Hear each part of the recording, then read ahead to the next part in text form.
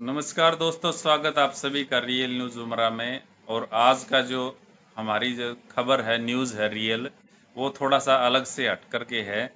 वो ये है कि आपने अभी पिछले देखा होगा, 2-4 दिन पहले ये हरियाणा सरकार की तरफ से एक नोटिफिकेशन जारी किया गया है, जिसमें कहा गया अभी जो एचटेट जो होता था, हरियाणा की जो एजुकेशन से रिलेटेड जितनी भी भर्तियां हैं, उनके लिए एस्टेट बहुत जो है कंपलसरी होता था, और उसकी एक लिमिट रखी गई थी।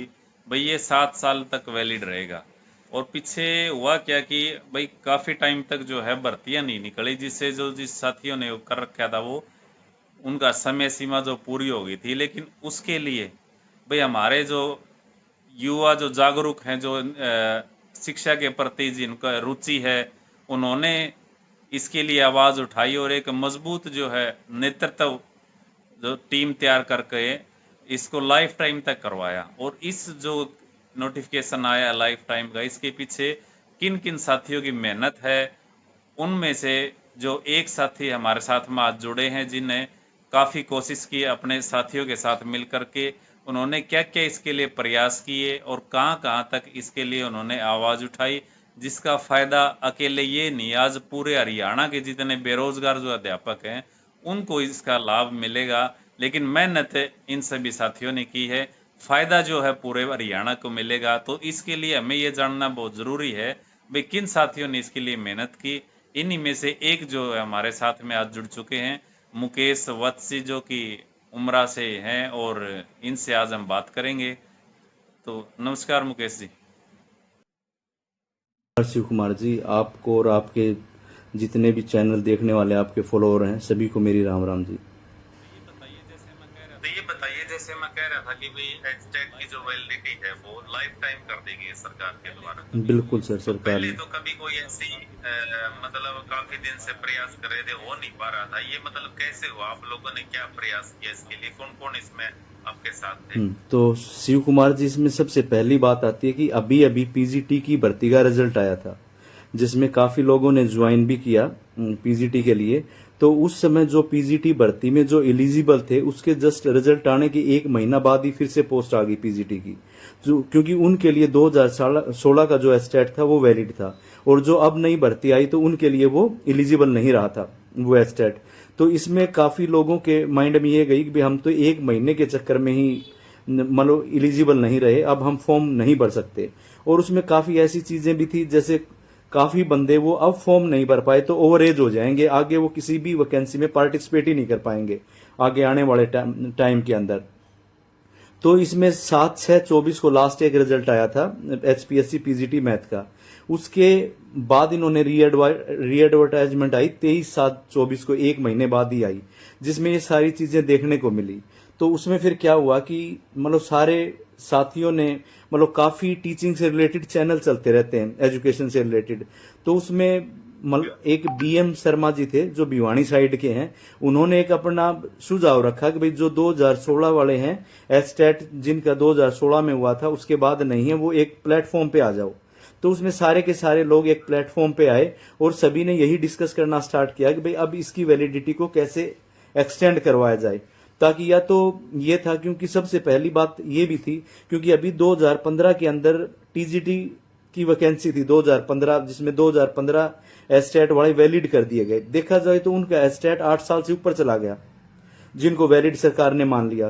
तो उसके ऊपर भी काफी लोगों ने केस किया कोर्ट में कि इनको है ना आप इलिजिबल मत मानो, क्योंकि वैलिडिटी का मतलब तो 7 साल है, एक दिन भी कम हुआ तो वो वैलिड नहीं है। तो सरकार ने उनको क्या कह दिया, भाई ये वैकेंसी नहीं आई थी, काफी टाइम बाद आई है, तो इनके एक्सपायर हो गए, तो इसलिए इनको एक्सटेंड किया जाता है। और बल्कि एक वैलिडिटी तो सबकी सेम ही होनी चाहिए, वो चाहे किसी भी सब्जेक्ट का हो, कैसे भी हो, क्योंकि 7 साल का मतलब 7 साल ही होता है पात्रता का मतलब।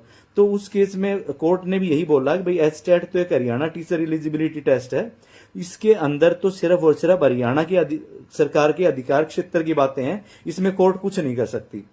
तो इसलिए मतलब उसमें फिर क्या हुआ, 2015 वाले थे एस्टेट वाले थे, उनको टीजीटी की भर्ती में मौका मिला। तो एक तो वो हमारा बेस मिला, भाई इनको मौका मिल सकता है तो हमें क्यों नहीं मिल सकता, क्योंकि वैलिडिटी तो उनकी भी 7 साल ही थी। तो दूसरा फिर मतलब काफी चीजें ये थी कि खट्टर साहब ने भी अपने टाइम में ये कहा था कि भाई आजीवन इसको किया जाएगा, अपनी घोषणा थी उनकी, लेकिन वो अभी तक पेंडिंग थी। दूसरा, कंवरपाल गुर्जर जी एजुकेशन मिनिस्टर थे उस टाइम पे, उन्होंने ये कहा था भाई हम आजीवन ना करके 10 साल तो हम कर ही देंगे। तो हमारा ये था कि इसमें से कोई भी काम हो जाए ना, तो कम से कम जो इस टाइम वैकेंसी निकली है तो वो बच्चे उनके लिए वैलिड हो जाएंगे।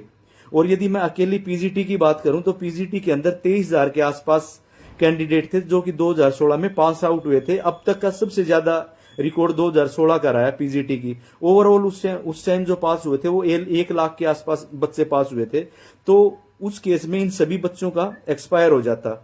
और यदि मैं हमने फिर क्या था, ये भी थी चीजें माइंड में, सी टेट है जो कि सेंटर का टीचर एलिजिबिलिटी टेस्ट है, लाइफ टाइम है। मध्य प्रदेश का टेट है वो भी लाइफ टाइम है, आर टेट है वो भी लाइफ टाइम है, आंध्र प्रदेश का भी लाइफ टाइम, पंजाब का भी, ये भी चीजें हमारे उसमें थी। तो फिर ये चीजें थी तो ये था कि भाई हमारे साथ ऐसा क्यों, फिर तो हमारा भी होना चाहिए।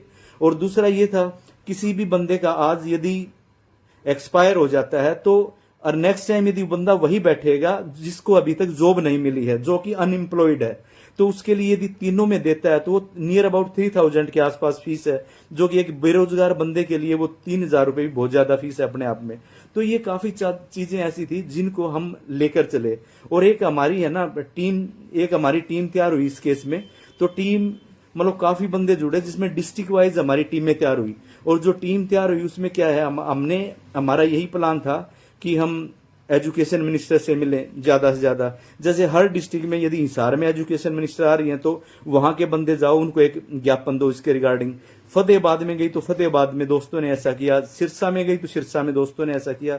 मतलब जहां जहां, रोहतक में, झज्जर में, मतलब हर जगह मतलब साथियों ने बढ़ चढ़कर भाग लिया। और जिसमें सीएम साहब को भी जहां जहां पॉसिबिलिटी थी वहां पे ज्ञापन दिए गए।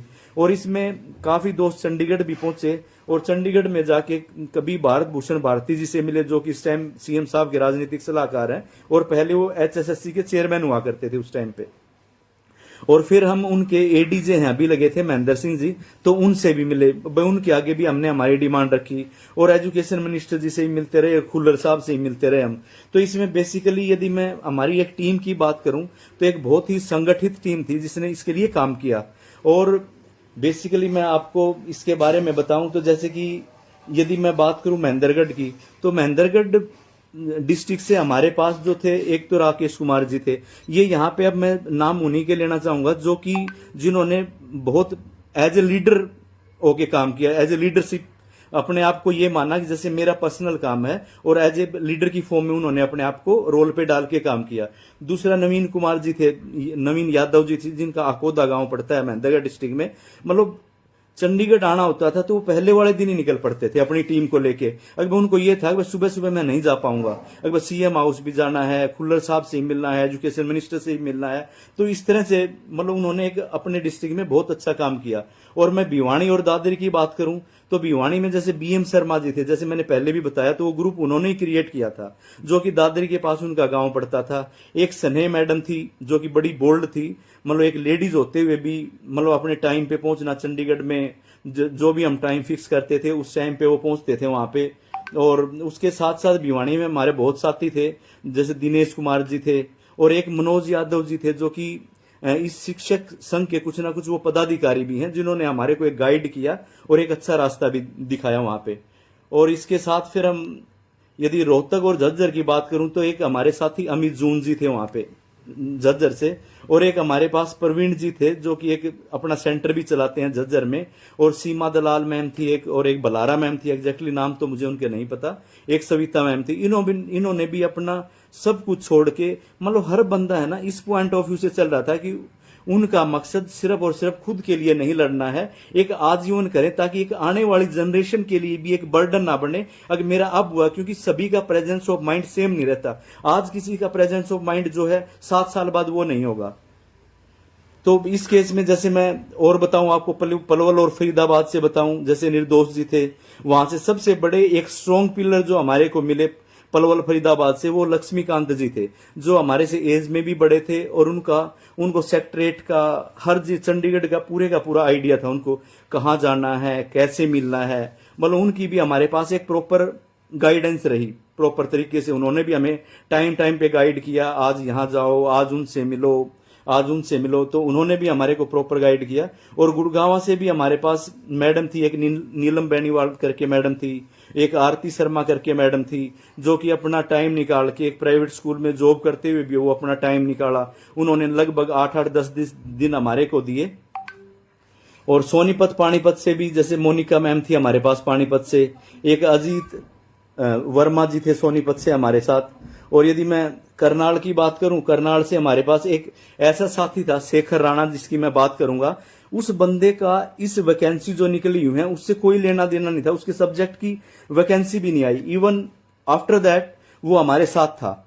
और मैंने उससे पूछा भी, यार आप तो बड़े एक नेक दिल इंसान हो, आपकी वैकेंसी भी नहीं है, फिर भी आप 2-4 साथियों को भी लेके यहाँ पे आए हो। उसने यही कहा कि यार हर कोई दूसरे के लिए, मतलब अपने लिए तो हर कोई लड़ता है, वो तभी पता चले ना कोई दूसरे के लिए लड़े। अब सबको पता है मेरे सब्जेक्ट की वैकेंसी नहीं, मैं फिर भी आया हूं।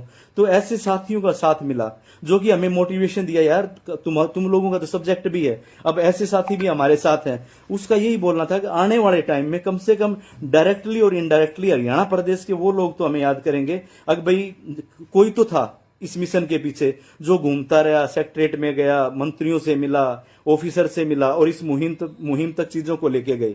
और फिर मैं एक सारिका शर्मा जी मैम थी हमारी वहां से करनाल से। और कैथल की बात करूं मैं तो एक जसमेर जी थे कैथल से, जो सबसे पहले हमें मिले, जो कि उन्होंने भी बहुत अच्छा काम किया। और एक गौरव गोयल जी थे, एक रोजी मैम थी, एक चांद किरण मैम थी। तो गौरव गोयल जी तो एक ऐसे बंदे थे, बाय द वे, क्योंकि कैथल के थे, वो नजदीक के थे। एक आधी बार ऐसा हुआ कि मैं नहीं जा पाया, तो मैं उनको फोन करता था ना, यार आज आपको है ना 15 से 20 बंदे लेके और लोगों को भी लेके जाना है, तो कहते ही जाते थे।